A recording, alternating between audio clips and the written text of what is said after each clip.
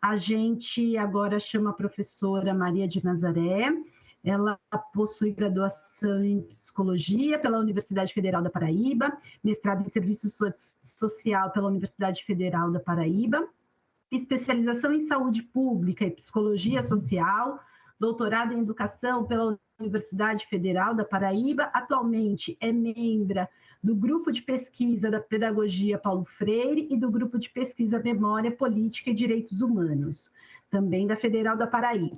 É membro da Comissão de Direitos Humanos, no Núcleo de Cidadania e Direitos Humanos, e da Comissão Gestora do Pacto Universitário pela Promoção e Respeito à Diversidade, da Cultura da Paz e dos Direitos Humanos no âmbito da UF, da Federal da Paraíba. Compõe também a Comissão da Verdade, da Federal da Paraíba, atuou como membro do Comitê Nacional de Educação e Direitos Humanos de 2013 a 2018, exerceu a Coordenação Geral de Educação e Direitos Humanos no Ministério da Justiça, gestão de 2004 a 2007. Professora, a palavra está com você. Obrigada. Olá, boa tarde a todos, todas e todos. Agradeço o convite de estar aqui com vocês. Vou compartilhar um pouco a minha experiência no campo da educação e direitos humanos pela extensão universitária, que é esse lugar da universidade que a gente faz o diálogo com a sociedade civil. A minha presença também junto ao Conselho Estadual de Direitos Humanos, presidi o Conselho, enfrentei situações de bastantes conflitos agrários, indígenas, né? E minha inserção também como gestora pública, quando eu fui, né, vamos dizer assim, coordenar a implementação do Plano Nacional de Educação e Direitos Humanos. Então, é desse leque de experiências, tá certo? Vou tentar colocar aqui o nosso... para que vocês possam... Vocês estão conseguindo ver? Sim? Vocês estão conseguindo... Não? Sim, professora, sim. Sim, tá, então tudo bem. Pode... Então, Isso. Aqui. Então, gente, eu pensei assim, fazer como se fosse uma linha do tempo para a gente fazendo uma ponta até chegar à minha experiência particular.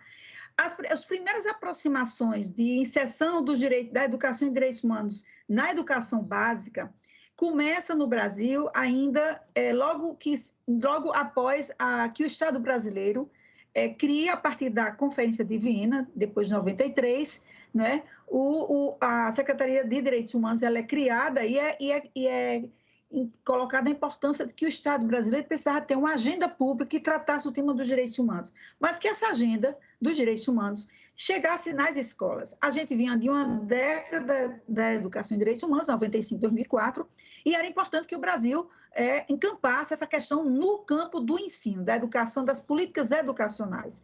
Então, a primeira aproximação foi os parâmetros curriculares nacionais, que aconteceram em 96 ainda, para vocês verem, né? E a forma como se entendeu é que era preciso construir o respeito nas escolas, mas que era preciso que essa construção do respeito, que essa cultura do respeito aos direitos humanos, elas viessem pela transversalidade do conteúdo dos direitos humanos. Então, na época, eles trabalharam com parâmetros curriculares, e eles trabalharam não só o multiculturalismo, como a questão da ética e da cidadania.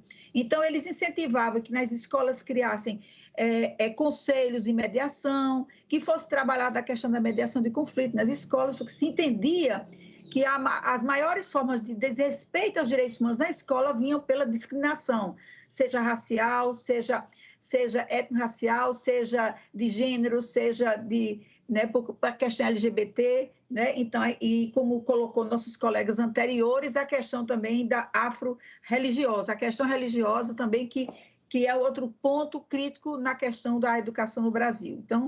Então começamos esse momento. Depois, quando vai chegando na década de 90, a gente já tinha uma Constituição Federal, a gente já tinha criado e elaborado uma Carta de Direitos, a gente já estava rompendo com aquele passado autoritário, mas a gente tinha um problema grave na década de 90, que era a violência urbana, a violência que chegava nas escolas, e não é à toa que, justamente em 99, é criado outro programa que vai se aproximar das escolas, principalmente da educação básica, que era o programa Paz nas Escolas. Então, esse programa Paz nas Escolas, eles envolviam o pessoal de quilombo, o pessoal de escolas básicas, mas contanto que chegasse ao campo da educação. Então, era preciso trabalhar com o pessoal da polícia comunitária, com, né, a questão das mediações de conflito, era preciso focar nas formações de professores, né? Então, se faz o encontro em Brasília, se reúne o pessoal de várias entidades, várias experiências que vinham, desde o pessoal do Axé, desde o pessoal do Rio Grande do Norte, desde o pessoal do Espírito Santo, e aí se fazia essa troca de experiências, né, com os recortes étnicos, com os recortes nesse encontro, vamos dizer assim, de várias experiências, de polícia ao pessoal de quilombo. Então, se fazia uma discussão de como se pensar, como se abordar o tema da cultura de paz, direitos humanos nas escolas, né? Aí, quando chega 2003, o que é que vai acontecer? 2003 para 2004, a gente vai, então, o Paz nas Escolas deixa de ir para a Secretaria dos Direitos Humanos e dentro do MEC vai se criar o que eles chamam de Programa Ética e Cidadania, que era, eles repassavam para as escolas, faziam uma formação básica, repassavam o kit e se esperava que as escolas, a partir dessa questão, elas dessem continuidade à discussão dos parâmetros curriculares nacionais, né? Lembrar que o Brasil ele tem uma particularidade. Nós chegamos em 90, né, depois de um processo constituinte, tendo um dos alvos da violência a criança e o adolescente. Então, não foi à toa que a mobilização social que vinha do movimento dos meninos de rua, que vinha do Fórum dos Direitos da Criança, né, galga, vamos dizer assim, a partir de 90, não só a criação do Conselho Nacional, do CONANDA, mas também a criação do Estatuto da Criança é muito importante, e no Estatuto da Criança focava a discussão que era preciso que a escola básica trabalhasse os direitos da criança e do adolescente. Vocês viram que, apesar da gente ter conquistado o Estatuto da Criança no momento pró-constituinte, e, portanto, no momento de um clima democrático, mas a gente, desde 90 para cá, que o Estatuto tem o tempo todo sendo aquele alvo da perseguição, aquele alvo da crítica, aquele alvo do... né, sempre aquele movimento, o tempo todo o Estatuto enfrentando o contrapoder, as formas reacionárias de tratar da criança e do adolescente no Brasil, exigindo redução de idade penal, exigindo medidas mais de internação do que abertas e semiabertas. Então, toda essa discussão. Então, quando chega em 2007, a gente vai ter um passo importante, que é a Lei 11.525, que ela coloca que os direitos da criança e do adolescente é conteúdo do ensino fundamental. Essa lei é fundamental. O MEC chegou, na época, a gente chegou a fazer uma pesquisa em todos os municípios do Brasil para levantar como é que os municípios estavam implementando a Lei 11.525, tá certo? Que era porque o MEC precisava, para poder implementar uma ação de Estado, eles precisavam saber como é que estava essa concepção nos municípios. Esse trabalho foi feito, via o DISC do MEC, foi feito esse levantamento nos municípios brasileiros, para ver como é que estava esse despreparo, essa ação, como é que estavam abordando o Estatuto, de que forma não estavam abordando, tá certo? Então, essa questão que é preciso na educação básica, a formação dos direitos da criança e do adolescente, porque no Brasil há uma grande cultura de exclusão, de escravidão, de machista, que retira das pessoas a sua dignidade, que não coloca os elementos da identidade, criança, adolescente, mulheres, afro-brasileiros, LGBTs, como se as pessoas não tivessem uma singularidade indígenas, né? Como se elas não tivessem uma particularidade, além da igualdade, elas tivessem também o respeito e a importância da diversidade como elemento da condição humana, né? Então, por isso que a gente destaca aqui na educação básica essa questão da lei. Outro ponto importante que também foi trabalhado nesse contexto foi a questão dos kits sobre a formação dos conselhos escolares. Era muito importante, a gente tinha galgado uma Constituição cidadã, incluímos na Constituição elementos de participação, né? E precisava que as escolas fossem democratizadas. Era importante que os conselhos escolares também tivessem um papel. Então, o MEC também, dentro da Secretaria de Educação Básica, se conseguiu incluir um caderno específico da Educação e Direitos Humanos para trabalhar a questão dos conselhos escolares. Não é? aí vem, quando vem 2003, que a gente consegue, né, a criação do Comitê Nacional de Educação e Direitos Humanos, que a gente vai fazer, fica de 2003, 2004, 2005, que a gente vai fazer os encontros estaduais em todo o Brasil, a primeira consulta nacional, e a gente vai ouvir os 5 eixos, ouvir polícias, ouvir mídia, ouvir educação básica, educação não formal, educação superior, como vocês fizeram em São Paulo, que vocês fizeram mais de 70 oitivas, pelo que vocês disseram, audiências públicas, não é? Então, desse processo, então, o Estado brasileiro, até então, ele promovia ações pontuais de educação básica, de educação em direitos humanos e educação básica. Então, no primeiro Programa Nacional de Direitos Humanos, colocava lá que era importante inserir, mas não havia uma ação articulada como Estado, não havia uma ação articulada, um programa que atravessasse governos. Havia muito mais projetos pontuais. Então, com o Plano Nacional, e se viu que, veja só, que a gente, depois do Plano 2003, a gente só foi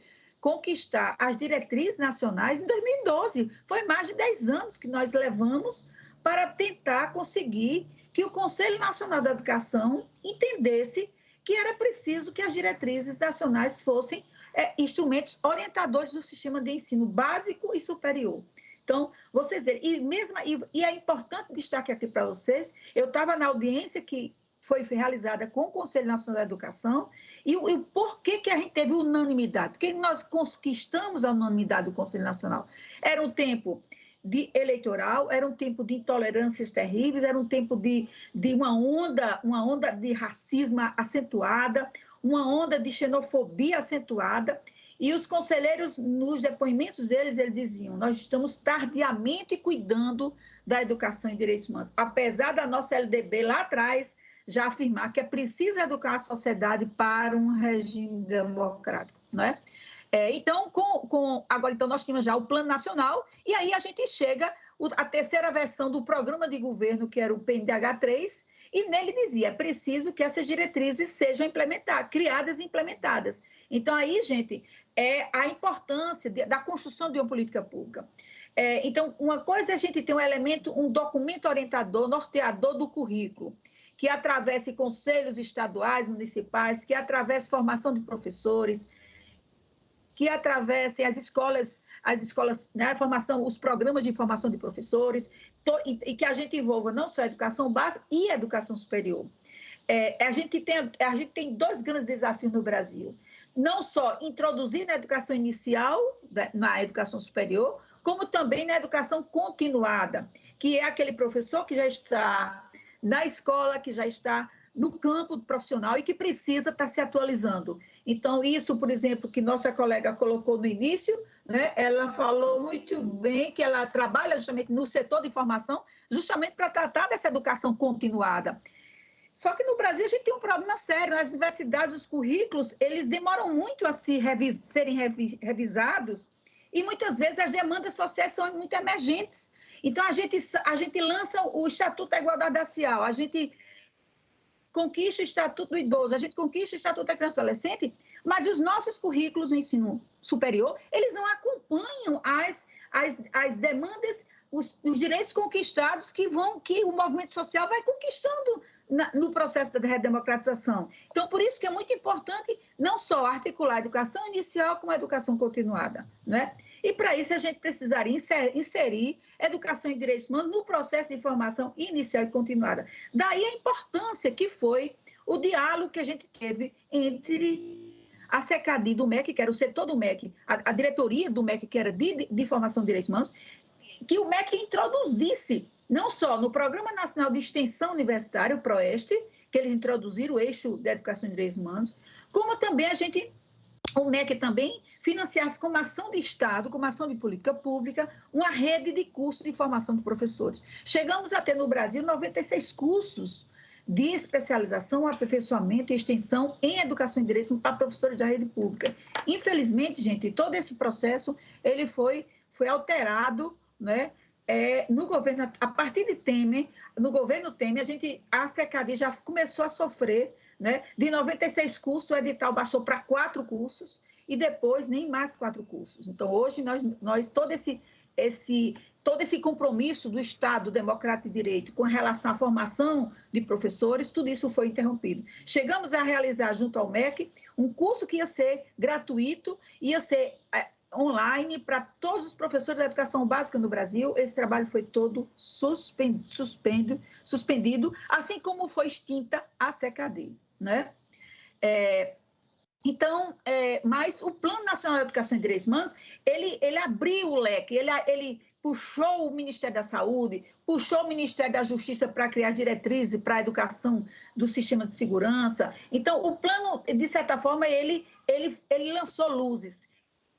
Ele focou em certas questões. Por isso que começou-se, então, os planos estaduais, os comitês estaduais. Era preciso identificar, como vocês fizeram em São Paulo, vocês disseram muito bem aí, que vocês disseram que fizeram um mapeamento do que existia. Então, a estratégia nacional foi de criar uma premiação nacional para a gente poder premiar as experiências. E, com isso, através dos prêmios, a gente iria mapeando a experiência no interior do Piauí, do Ceará, do Amazonas, do Amapá, do Acre, e assim a gente ia vendo o Brasil com todas as suas tonalidades. Então, isso foi uma coisa importante. Outro problema também foi como chegar às escolas através do cinema, o cinema como também um recurso importante para dialogar com as escolas. E é importante que essa mostra de cinema, ela ia do tema LGBT ao tema do racismo, ao tema da memória e da verdade, tá? Na questão da formação, então, de 2007 para 2009, nós tivemos uma atuação do MEC muito forte na questão da formação de professores, como eu disse a vocês. Então, a gente começou, então, a preocupação que era construir material didático. Nós não tínhamos materiais pedagógicos para levar para a educação básica. Nós não tínhamos material pedagógico. A gente tinha curso de especialização na educação superior, a gente tinha disciplinas na educação superior, mas a gente não tinha recursos. Então, eu coloquei até aqui nas imagens para vocês uma das experiências que foi do Instituto Herzog, que foi feito um trabalho que foi trabalhado com a Secretaria Municipal de São Paulo, que foi o material que o Instituto Herzog fez na formação de professores com a Secretaria Municipal.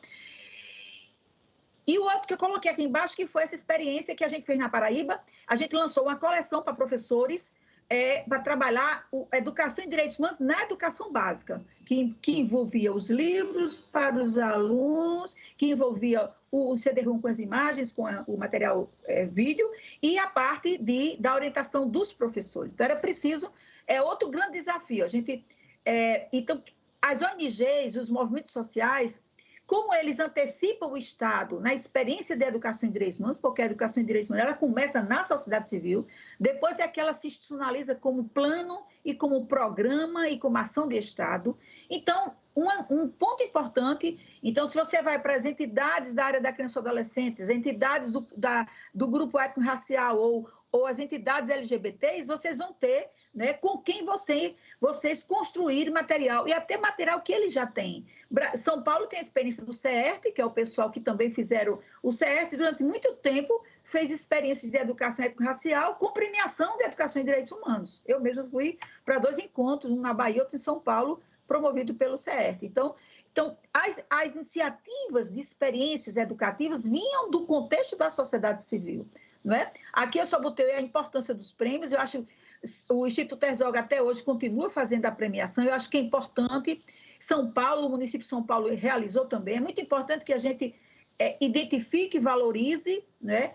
E essas experiências possam trocar intercâmbio, como a gente está fazendo aqui hoje, nessa tarde. Então, é muito importante que esses prêmios sejam promovidos, né?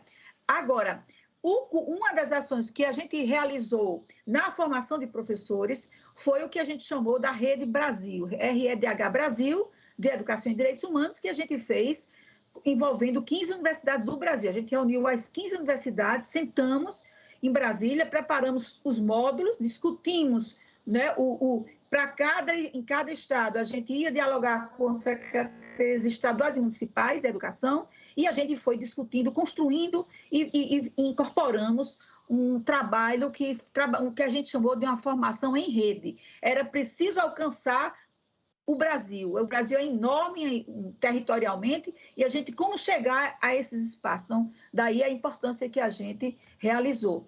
E nesse processo a gente envolveu não só os fundamentos históricos, éticos e filosóficos, os fundamentos jurídicos e políticos e os fundamentos culturais, quando a gente trabalhou toda a discussão LGBT, étnico-racial, questões de gênero, questão da criança e do adolescente, a questão da pessoa idosa, né? Todas essas questões. E o último módulo que a gente trabalhou, os fundamentos educativos e metodológicos. Aí a gente trabalhou, e esse curso, gente, a Vitória Benevides estava lá, a Vera Candor do Rio estava lá, a gente envolvia não só professores de universidades, como pessoas que vinham das experiências da sociedade civil. E a gente compôs uma equipe nacional e equipes regionais. E isso foi muito importante porque criou essa ideia de rede. Não é à toa que hoje nós estamos rearticulando a Rede Brasileira de Educação e Direitos Humanos e todas essas universidades, esses grupos com quem a gente trabalhou nesse projeto da Rede Brasil, eles estão hoje com a gente junto da Rede Brasileira de Educação e Direitos Humanos. Hoje nós já estamos conseguindo, no Brasil todo, já temos em cada estado do Brasil as comissões de constituição da Rede Brasileira de Educação e Direitos Humanos. A gente entendeu que nesse momento, que o Brasil está vivendo um momento de retrocesso e crise da democracia, que a gente precisa sedimentar essa rede da sociedade civil. Educação e Direitos Humanos como um projeto de sociedade. Antes de ser um projeto de Estado, ele precisa ser um projeto que sai da sociedade. Essa rede que vocês estão fazendo, junto com a Defensoria, junto com o Conselho São Paulo, vocês estão constituindo, vocês estão fazendo essa articulação, esse intercâmbio. É assim que se faz uma política pública, né? Que a gente tem que pensar que a gente vai atravessar conjunturas favoráveis, que a gente consegue ter um plano, que a gente consegue ter uma diretriz, que a gente consegue ter editais para publicação de material educativo, mas a gente vai ter conjunturas de profunda gravidade das violações de direitos humanos, como nossos colegas já colocaram aqui, desde a questão do genocídio negro, como a questão também da violência contra a mulher, a violência, a liderança, quantas lideranças indígenas morreram da Covid para cá, quantas lideranças indígenas que estão defendendo e resistindo contra a intervenção dos madeireiros e mineradoras no seu território, e o que está acontecendo com essas lideranças jovens indígenas, e são jovens indígenas lideranças que estão sendo assassinadas. Então, nós estamos num momento que é preciso essa constituição de pensar a educação e direitos humanos como uma rede nacional. Né? Outras experiências nós realizamos, né, de formação de professores, justamente cursos presenciais, semipresenciais e à distância, né, envolvendo as regionais de ensino, porque a ideia era justamente que a gente trabalhasse a regional, como vocês disseram muito bem aí, e trabalhasse a escolas e regional, para que que depois a regional fosse o elemento de agregação, de articulação, de acompanhamento, de monitoramento.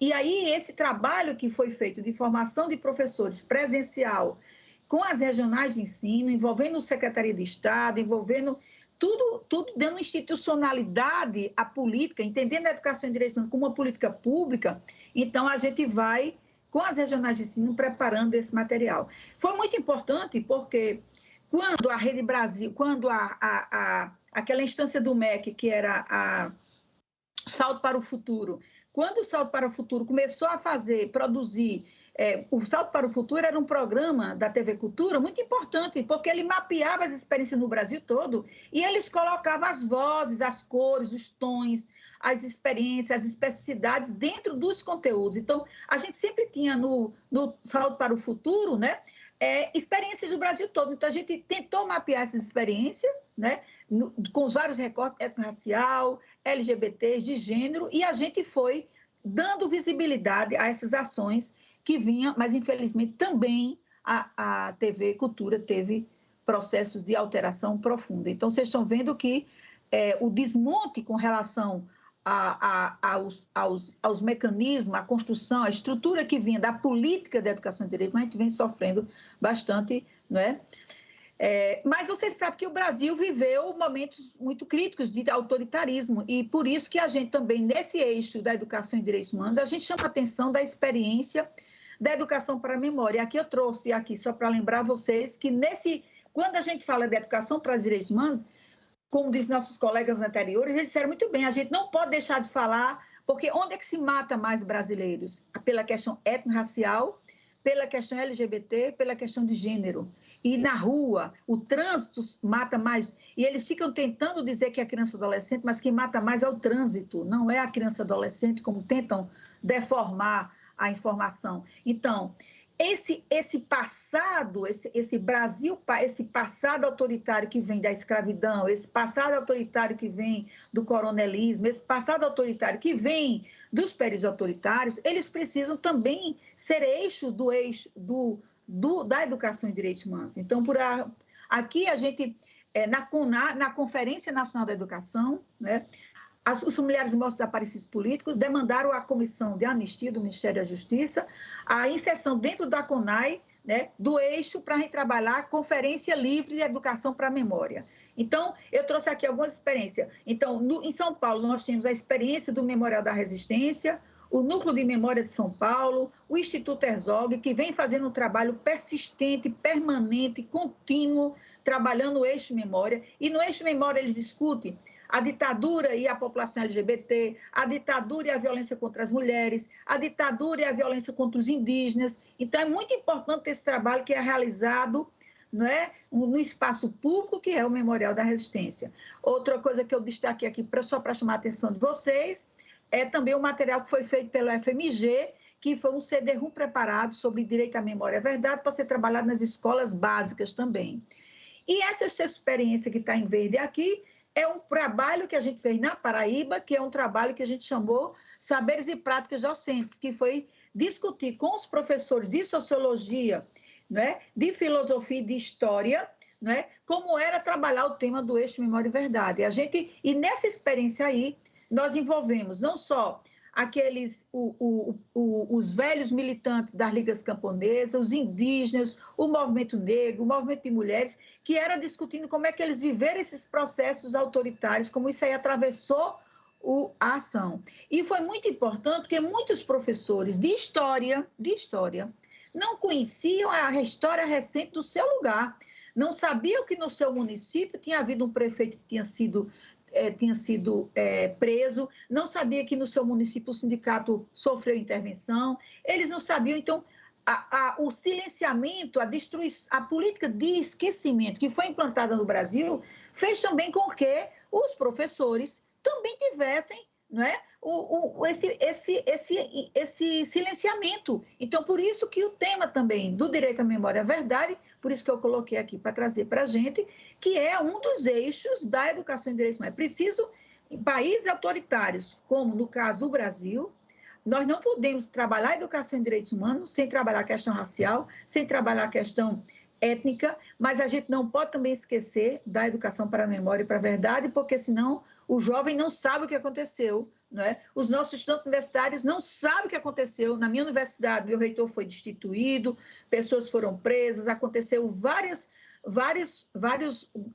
violações graves aos direitos humanos. E muitas vezes nossos estudantes universitários nem sabem o que aconteceu na sua universidade numa história recente. Então essa política de esquecimento, ela foi muito grave para a memória da democracia. E a educação democrática, ela exige a necessidade de educação sobre memória e verdade, tá certo? E, por último, a última experiência que eu queria trocar com vocês aqui foi a experiência que a gente teve agora em abril, que foi reunir, na Paraíba existe uma região, a região agrária, a região onde tem as lutas camponesas, a região que aconteceu muita repressão no tempo da ditadura, e lá tem um memorial da Ligas Camponesas. E a gente reunia as escolas estaduais e municipais da região com o Memorial das Ligas Camponesas, e nós realizamos a Semana das Ligas e Lutas Camponesas. E nessa semana, a gente não só engajou o movimento negro, o movimento indígena, o movimento camponês, né, os cantadores de viola, como as crianças e as escolas puderam apresentar as várias experiências. Tudo isso de forma remota, minha gente. Foi uma loucura para a gente envolver isso.